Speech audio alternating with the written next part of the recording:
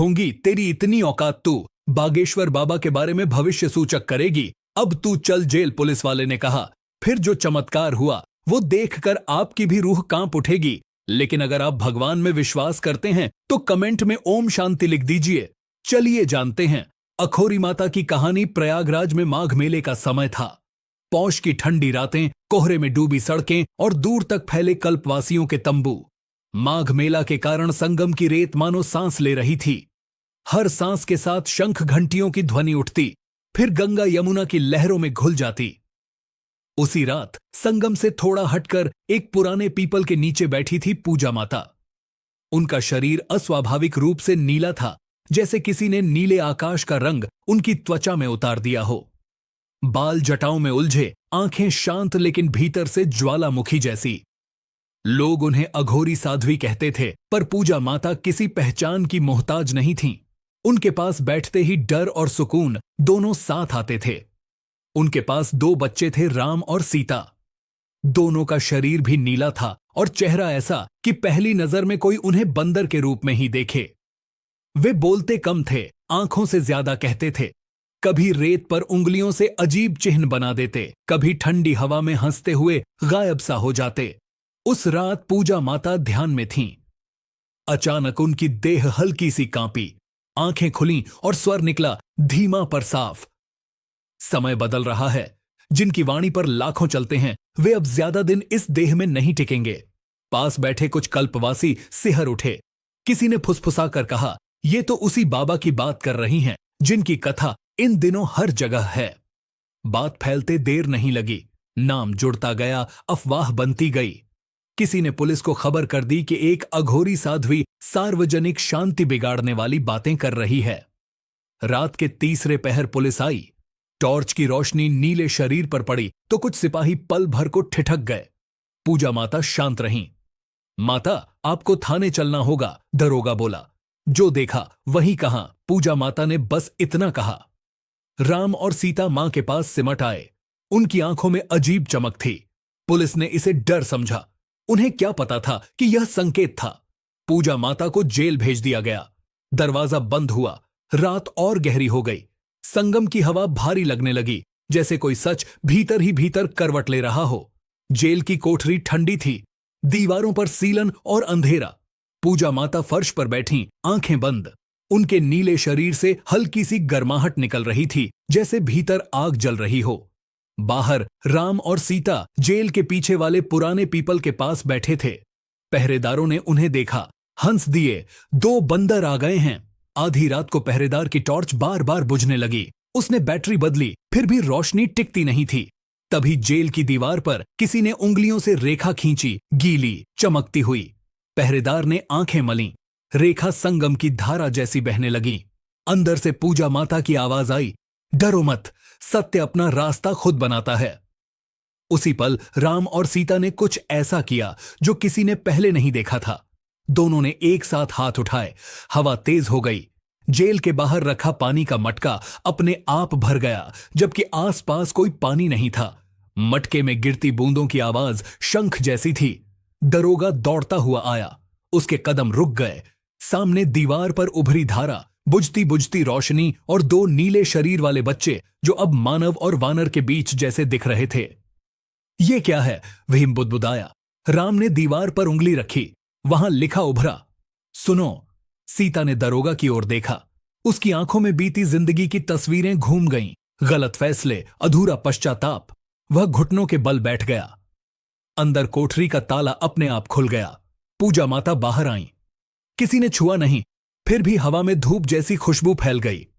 माता, मुझसे भूल हो गई, दरोगा बोला। मैंने चमत्कार को नहीं पहचाना। पूजा माता ने हाथ उठाया।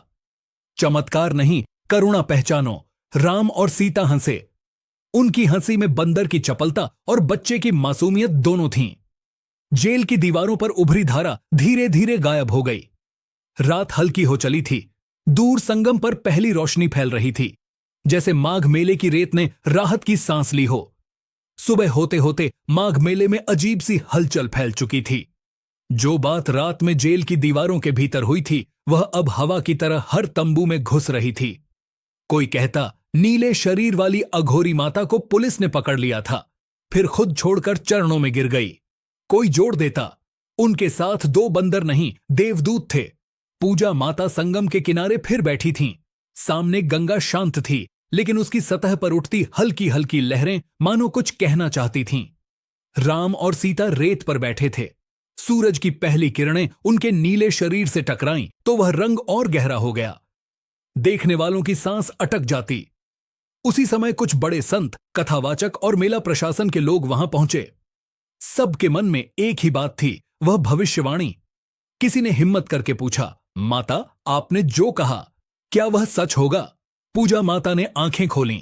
सच घटना नहीं होता, उन्होंने कहा, सच संकेत होता है। भीड़ में खुसुर फुसुर बढ़ गई। किसी ने डर से सिर झुका लिया, किसी ने अविश्वास से हंसी दबा ली। तभी राम उठ खड़ा हुआ।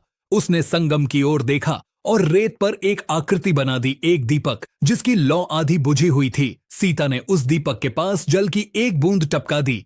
देखते देखते रेत गीली हुई और उस पर लिखा उभर आया, समय शेष है। भीड़ सन्न रह गई। एक बूढ़ा कल्पवासी रो पड़ा, मैंने जीवन में बहुत कुछ देखा पर ऐसा नहीं, वह बोला। इसी बीच वही दरोगा जो रात को माफी मांग चुका था फिर आया। इस बार उसकी वर्दी में घमंड नहीं था। वह चुपचाप दूर खड़ा रहा, जैसे किसी परीक्षा का इंतजार कर रहा हो। पूजा माता ने उसकी ओर देखा। डर अभी गया नहीं, उन्होंने कहा। दरोगा ने सिर झुका लिया। पर समझ आ गया है। दिन चढ़ने के साथ खबर दूर दूर तक फैल गई। टीवी कैमरे, मोबाइल, सवाल सब संगम की ओर मुड़ गए। पर जैसे ही कोई कैमरा पूजा माता की ओर करता, स्क्रीन धुंधली हो जाती। लोग कहते, रिकॉर्ड नहीं हो रही, राम और सीता बस मुस्कुरा देते। शाम ढलते ढलते प्रशासन पर दबाव बढ़ गया। ऊपर से आदेश आया, इस अघोरी साध्वी पर नजर रखी जाए, अफवाहें फैल रही हैं। कुछ अफसर फिर से सख्ती दिखाने लगे। उन्हें लगा सुबह की रिहाई गलती थी। रात को एक बार फिर पुलिस दल संगम की ओर बढ़ा। इस बार हथियार थे, सख्त आदेश थे। दरोगा भी साथ था, लेकिन उसके कदम भारी थे। पूजा माता ध्यान में थीं। राम और सीता पास बैठे पत्थरों से खेल रहे थे। पुलिस ने घेरा बनाया। माता आपको फिर पूछताछ के लिए चलना होगा, एक अफसर बोला। राम ने अचानक पत्थर छोड़ दिए। हवा रुक गई। पास जल रही मशाल की लौ सीधी ऊपर उठ गई, बिना हिले। सन्नाटा छा गया। सीता ने जमीन पर हाथ रखा। जमीन हल्की सी कांपी। डर से एक सिपाही पीछे हट गया। पूजा माता खड़ी हुई।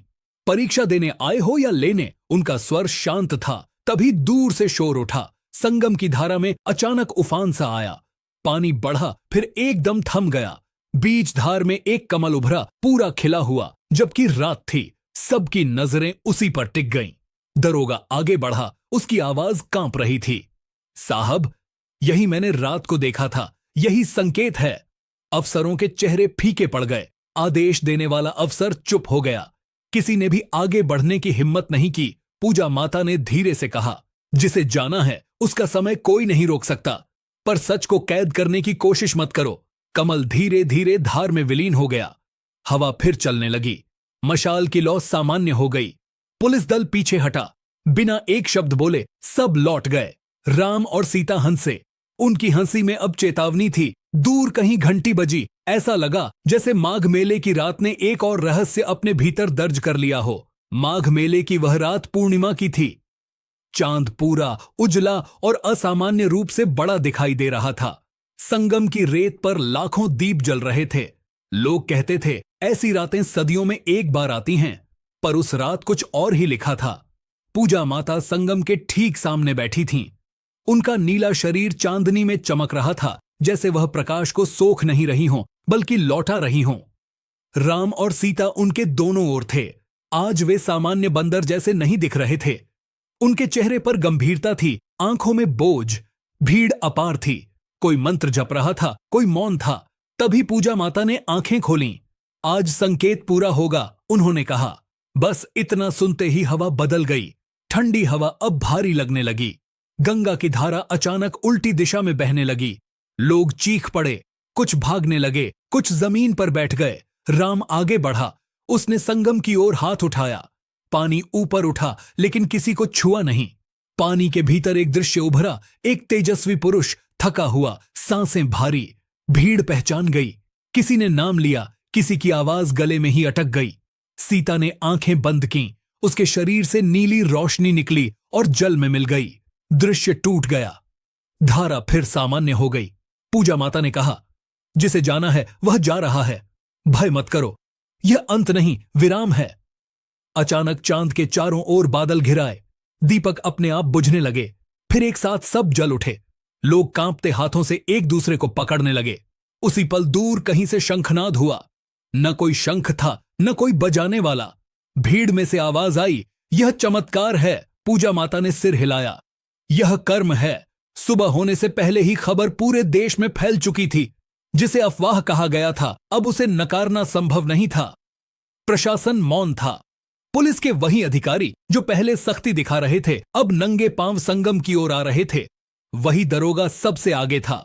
उसने पूजा माता के चरणों में बैठकर कहा, माता, हमने आपको अपराधी समझा, आप आईना थीं। पूजा माता ने उसे उठाया। गलती करना अपराध नहीं, उन्होंने कहा, सच देखने से इनकार करना अपराध है। राम और सीता पास खड़े थे, अब वे धीरे धीरे बदल रहे थे। उनका वानर सा रूप हल्का पड़ने लगा, जैसे वह सिर्फ एक आवरण था जिसे अब हटना था। एक कल्पवासी बोला, माता, ये कौन है? पूजा माता ने पहली बार मुस्कुराकर कहा, ये मेरे बच्चे नहीं, मेरे भार थे। इतना कहते ही राम और सीता ने संगम की ओर कदम बढ़ाए। जल ने उन्हें रास्ता दिया। दोनों जल में उतरे और नीली रोशनी में विलीन हो गए। कोई लहर नहीं, कोई आवाज नहीं। भीड़ रो रही थी। किसी ने हाथ जोड़ लिए, किसी ने आंखें बंद कर लीं।